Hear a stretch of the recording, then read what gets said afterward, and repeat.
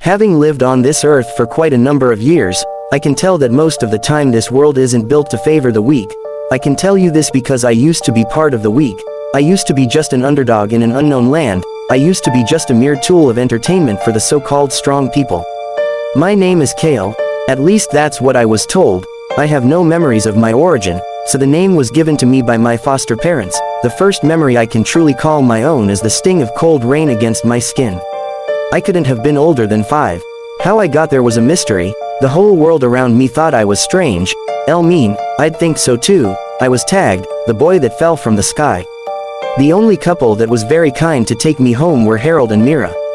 I lived with them for 7 years. They taught me how to be a human being. They didn't think I was one. Smiles.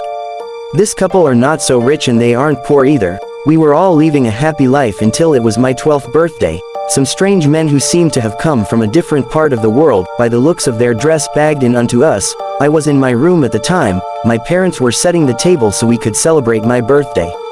The visitors seemed to be friendly at first. I could hear them exchange pleasantries with my parents. The conversation I heard. Stranger. We lost a valuable thing about 7 years ago according to the time of this world, and we believe he is somewhere here. Harold.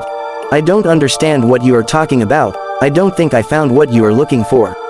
Stranger. You don't have to worry. We are just here to be sure he is fine. He is a very important personality in our kingdom. In fact, he is the only legitimate heir to the throne. Hearing this, I ran out of the room, filled with joy. At least, I will get to know where I came from. Little did I know, all was a plot.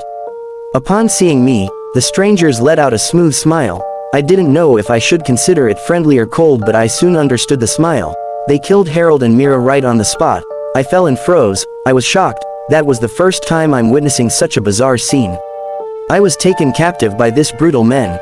As they dragged me away, I stretched my hand toward Harold and Mira's lifeless bodies until I could no longer see them.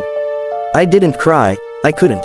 The horror before my eyes had stolen even my tears. For days we traveled without stopping.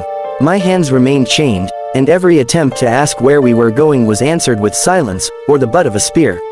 On the 7th night, I finally gathered the courage to speak. You said I was the prince. If that's true, why did you kill my parents? The man sitting across from me slowly lifted his head. They were never your parents. They were. They raised you, he corrected. There is a difference. I clenched my fists. They loved me. He looked out of the carriage window.